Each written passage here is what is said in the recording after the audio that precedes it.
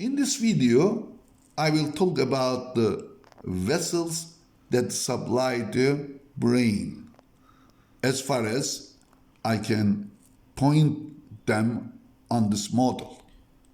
Look at here. Down here, there is the vertebral artery. We have a pair of vertebral artery.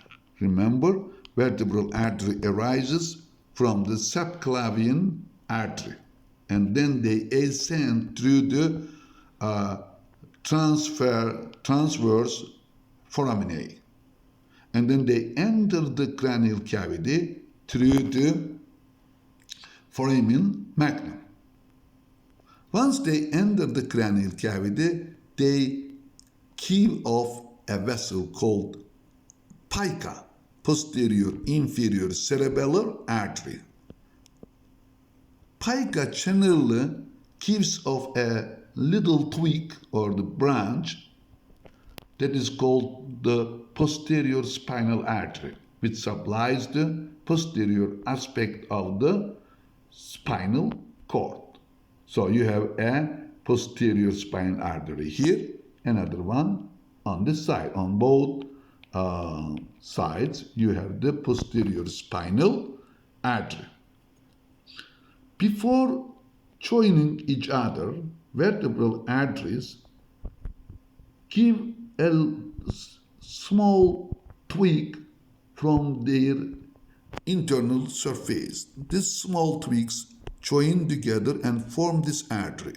This is the anterior spinal artery. Runs along the anterior aspect of the spinal cord and supplies to it. Two vertebral artery joins closer to the bulbopontine sulcus and forms the basilar artery. We can see the basilar artery. Look at on this cadaver. This one here. Here is the basilar artery running inside the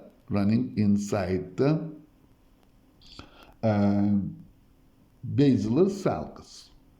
The first branch of the basilar artery is the ICA, anterior inferior cerebellar artery, this one.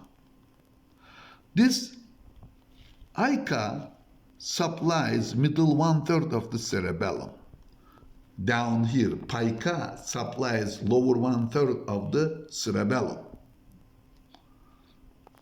After giving off the ICA, basilar artery gives off labyrinthine artery.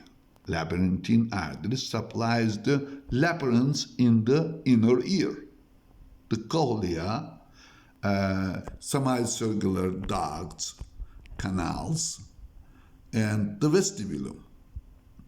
Then there are small branches called pontine branches supplying the pons.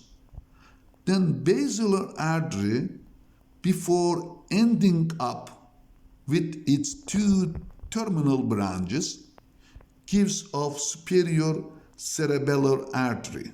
This is the superior cerebellar artery. Superior cerebellar artery supplies upper 1/3 of the cerebellum. There is something here to remember for you, is that is this posterior cerebral artery. This is the posterior cerebral artery.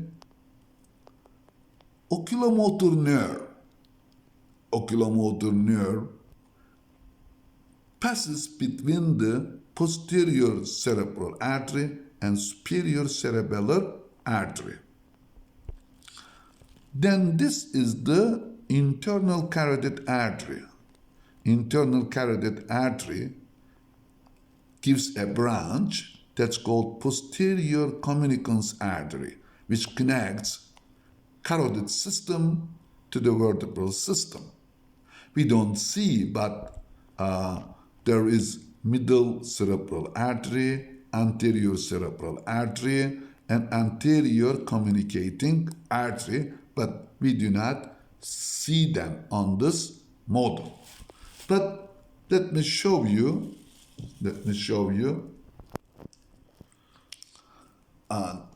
This basilar artery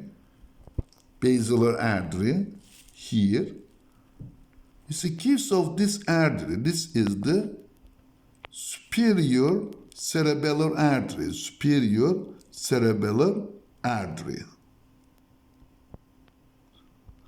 This is the posterior cerebral artery. Posterior cerebral artery. Between two, here is the nerve, oculomotor nerve, coming through. And then this is the internal carotid artery. Internal carotid artery. Right beside it, you have the abducens nerve in the cavernous sinus. So the cavernous sinus is here, cavernous sinus is here, and then look at this one here. You can see this easily. This is the posterior communicating artery, which connects carotid system to the vertebral system. Then this internal carotid artery gives off an middle cerebral artery going this way, and anterior cerebral artery going this way. And two anterior cerebral artery is connected by the anterior communicating artery. And let's see other structures we can see here. This is the remnant of olfactory tract. Up here you have the olfactory pulp. So this is the olfactory sulcus. Medial to the olfactory sulcus, you have the straight gyrus. Straight gyrus. These are orbital gyri and orbital sulci. Here is the frontal pole, temporal pole. Back here, you have the occipital pole.